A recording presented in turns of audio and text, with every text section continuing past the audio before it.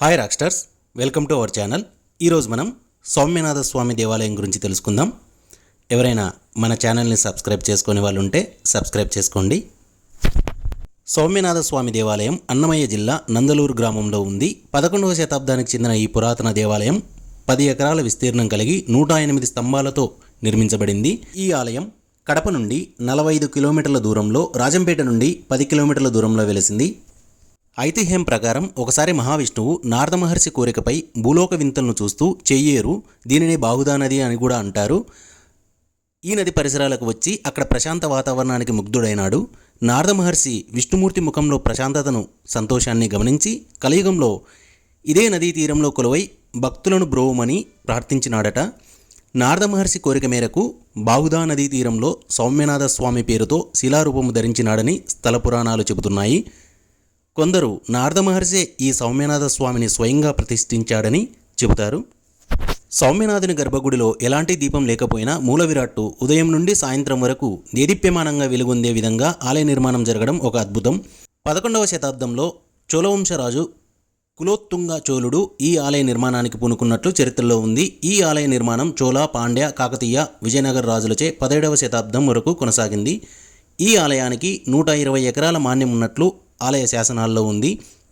12వ శతాబ్దంలో కాకతీయ ప్రతాపరుద్రుడు ఈ ఆలయానికి గాలుగోపురాన్ని కట్టించి నందలూరు, అడవూరు, మన్నూరు, మందరం, హస్తవరం అనే 5 గ్రామాలను బహుమానంగా ఇచ్చినట్లు శాసనాలు చెబుతున్నాయి.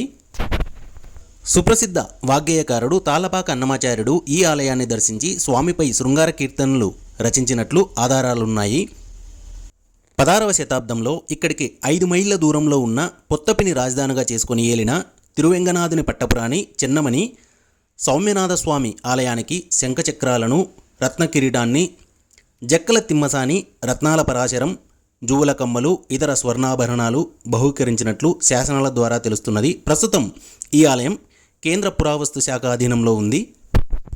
కోరిన కోరికలు తీర్చే దేవునిగా సౌమ్యనాథ స్వామి ప్రసిద్ధి చెందారు. గర్భగుడి చుట్టూ 9 ప్రదక్షిణలు చేస్తే కోరికలు నెరవేరుతాయనే విశ్వాసం భక్తుల్లో ప్రగాఢంగా ఉంది. కోరికలు తీరిన తర్వాత గర్భగుడి చుట్టూ 108 ప్రదక్షిణలు చేయడం క్షేత్ర సంప్రదాయంగా వస్తోంది. సంతానం కలగని వారు స్వామిని ప్రార్థిస్తే కలుగుతుందని భక్తులు నమ్ముతున్నారు. స్వామిని దర్శించి స్మరిస్తే పాపాలు తొలగిపోతాయట. మనసారా పూజించే వారికి భూత ప్రేత పిశాచాలు బాధలు తొలగిపోవడమే కాక చెడు కళలు రావడం ఉండవని చెబుతున్నారు. విదేశీ యానానికి సిద్ధమవుతున్న వారు ఇక్కడికి వచ్చి స్వామి ఆశీస్సులు తీసుకోవడం జరుగుతోంది. ఇక్కడ ఉన్న విగ్రహం తిరుమల కొండల్లోని శ్రీ వెంకటేశ్వర స్వామి విగ్రహాన్ని పోలి ఉంటుంది. ప్రధాన విగ్రహం అభయహస్తంలో ఉంటుంది. తిరుమలలోని భగవంతుడు కటివరదహస్తం భంగిమలో ఉంటాడు. మహాకవి అన్నమయ్య తన 16 సంకీర్తనలతో శ్రీ సౌమ్యనాథ స్వామిని స్తుతించారు. ఆలయ పైకప్పుపై భారీ చేప చెక్కబడి ఉంది. ఒకరోజు ఈ చేప సజీవంగా మారి సముద్రంలో ఈదుతుందని నమ్మకం. ఎప్పుడైతే ఈ చేప సముద్రంలో ఈదుతుందో అప్పుడు కలియుగం మొత్తం అంతమవుతుందని భక్తుల ప్రగాఢ విశ్వాసం. గర్భగుడిలో 7 అడుగుల ఎత్తైన శ్రీ సౌమ్యనాథ స్వామి సాలగ్రామధార విగ్రహం 4 చేతులతో, ఒకటి సుదర్శన చక్రం, మరొకటి పాంచజన్య శంఖం కలిగి ఉంటుంది. శ్రీ మహాలక్ష్మి అమ్మవారు 2 తామర పూలను పట్టుకొని ఉండగా శ్రీ సౌమ్యనాథ స్వామి వారి ఛాతీపై దర్శనమిస్తారు. ప్రార్థనా భంగిమలో భగవంతుని పాదాల దగ్గర శ్రీ ఆంజనేయ స్వామి విగ్రహం కూడా కనిపిస్తుంది. పౌర్ణమి రోజున గర్భగుడి ద్వారం వద్ద నీటి పాత్రను ఉంచినట్లయితే 100 అడుగుల దూరంలో కూడా నీటి లోపల భగవంతుని చిత్రం ప్రతిబింబిస్తుంది. నందలూరులోని సౌమ్యనాథ ఆలయం ఎంతో పురాతనమైనది. దక్షిణ భారతదేశంలోనే సుప్రసిద్ధ ఆలయంగా పేరుగాంచింది. విశాలమైన సుందర మనోహర క్షేత్రం. శిల్ప సౌందర్య సోయగం స్వామి భక్తుల కొంగు బంగారమై విరాజిల్లుతున్నారు. తెలుగు రాష్ట్రాలతో పాటు తమిళనాడులోనూ భక్తులు ఉన్నారు. సౌమ్యనాథుని గర్భగుడిలో ఎలాంటి దీపం లేకపోయినా మూల విరాట్టు ఉదయం నుండి సాయంత్రం వరకు దేదీప్యమానంగా వెలుగొందే విధంగా ఆలయ నిర్మాణం జరగడం ఒక అద్భుతం. రాజగోపురం దాటి ఆలయంలో ప్రవేశించగానే ఎంతో నైపుణ్యంతో చెక్కిన శిలా దీపస్తంభం ఉంది.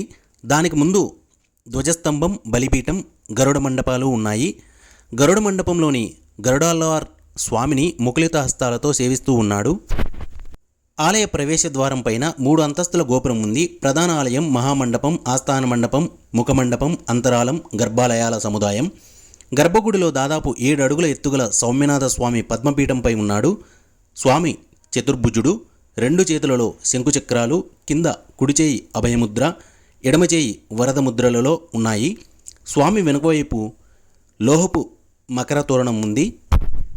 ఇప్పుడు ఇక్కడ మీరు చూస్తున్నది బైరాగిగుట్ట. ఈ గుట్ట కింద సొరంగ మార్గం ఉంది. నందలూరు దగ్గర చాలా గుహలున్నాయి. సిద్ధవటం కోటలో నుంచి నందలూరు గుహల్లోకి రహస్య మార్గం ఉందంటారు. పురావస్తు శాఖ వారి తవ్వకాల్లో బౌద్ధ స్తూపాలు, బౌద్ధ విహారం, కొన్ని కట్టడాలు, 1600కు పైగా సీసపు నాణాలు, మరికొన్ని బౌద్ధ చిహ్నాలు దొరికాయి. క్రీస్తు పూర్వం 3 నుంచి 11వ శతాబ్దాల మధ్య బాహుదా నదీ తీరాన అడవురు వద్ద ఉన్న ఈ కొండపై బౌద్ధమత ఆరామాలు ఉన్నట్లు చారిత్రక ఆధారాలున్నాయి.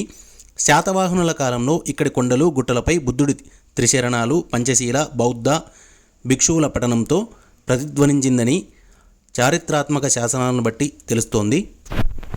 ఇక్కడ ఉన్న ఈ సొరంగ మార్గం ద్వారా వైఎస్ఆర్ జిల్లా సిద్ధవటం కోటలోకి రహస్యంగా వెళ్లేందుకు మార్గం ఉందని చరిత్రకారులు చెబుతున్నారు.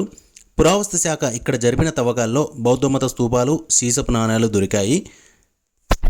కడప సిపి బ్రౌన్ భాషా పరిశోధక కేంద్రం పరిశోధకులు ఇక్కడ బుద్ధుడి స్తూపాలు, ఆరామాలపై పరిశోధన చేశారు. ఇక సౌమ్యనాథ స్వామి ఆలయం గురించి చూస్తే, సంవత్సరంలో ఏదో ఒక రోజు సూర్యోదయంలో తొలి కిరణాలు స్వామివారి పాదాలపై ప్రసరించే విధంగా శిల్పులు ఆలయాన్ని మలిచారు. ఆలయ గర్భగుడి ముందున్న కళ్యాణ మండపం కింద భాగాన సింహపు తలను చెక్కారు. సాధారణంగా ఏ ఆలయంలోనైనా సింహాల తలలను ఆలయ పైభాగంలో ఉంటాయి. కానీ ఈ ఆలయంలో క్రింది భాగంలో ఉండడం వల్ల ఈ ఆలయానికి క్రింది భాగంలో మరో ఆలయం ఉన్నట్లు చరిత్రకారులు నమ్ముతున్నారు. ఈ ఆలయ ప్రాంగణంలో విశాలమైన యజ్ఞశాల ఉంది. నరసింహస్వామి, గణపతి, ఆంజనేయ స్వామిలకు చెందిన చిన్న గుళ్ళు ఉన్నాయి. ఈ ఆలయ ప్రాంగణంలో ఒక కోనేరు, బయట మరో పెద్ద కోనేరు ఉన్నాయి. ఈ ఆలయంలో ప్రతి ఏటా బ్రహ్మోత్సవాలు ఘనంగా నిర్వహిస్తారు. ఈ సమయంలో స్థానికులే కాక జిల్లాలోని ప్రజలందరూ హాజరై స్వామివారిని దర్శిస్తారు. బ్రహ్మోత్సవాల సందర్భంగా ఆలయం వెలుపల ఉన్న కోనేటిలో తెప్పోత్సవాలు కూడా నిర్వహిస్తారు. నందలూరును కేంద్రంగా చేసుకుని చోళ, పాండ్య, పల్లవ రాజులే కాకుండా కాకతీయ, విజయనగర రాజులు పాలించారు. వారు ఈ సొరంగ మార్గం ఏర్పాటు చేసుకున్నారని చెబుతున్నారు. నాటి రాజుల రాజరికాలను ప్రతిబింబిస్తూ ఇది బయల్పడింది. ఈ ప్రవేశ ద్వారం నుంచి లోపలికి వెళ్ళగానే విశాలమైన హాలు, మండపం ఉన్నాయి. లోపలి భాగంలో చీకటి నింపుకొని భూమార్గం ఉంది. దీని గురించి పలు కథనాలు ప్రచారంలో ఉన్నాయి. ఈ సొరంగ మార్గం నందలూరు నుండి సిద్ధవటం రాజమహల్ వరకు ఉండవచ్చునని చరిత్రకారుల అంచనా. నందలూరు గ్రామ శివార్లలోని ఈ బైరాగిగుట్ట వద్ద క్రీస్తు పూర్వం 3వ శతాబ్దానికి సంబంధించిన బౌద్ధరామాలు, బౌద్ధమత అవశేషాలు, రాచరిక చిహ్నాలు బయల్పడ్డాయి. నందలూరు మండలం బాహుదా నదీ తీరాన ఉన్న బౌద్ధారామాల వల్ల రాయలసీమతో కూడా బౌద్ధుల జీవనం ముడిపడి ఉందని ఇక్కడ ఆరామాలు స్పష్టీకరిస్తున్నాయి. హాయ్ రాక్స్టర్స్, తెలుసుకున్నారు కదా నందలూరి సౌమ్యనాథ స్వామి గురించి మరియు ఈ సొరంగ మార్గం గురించి. ఈ వీడియో మీకు నచ్చినట్లయితే లైక్ చేయండి, షేర్ చేయండి, సబ్స్క్రైబ్ చేయండి, కామెంట్ చేయండి. Please subscribe. Thank you for watching.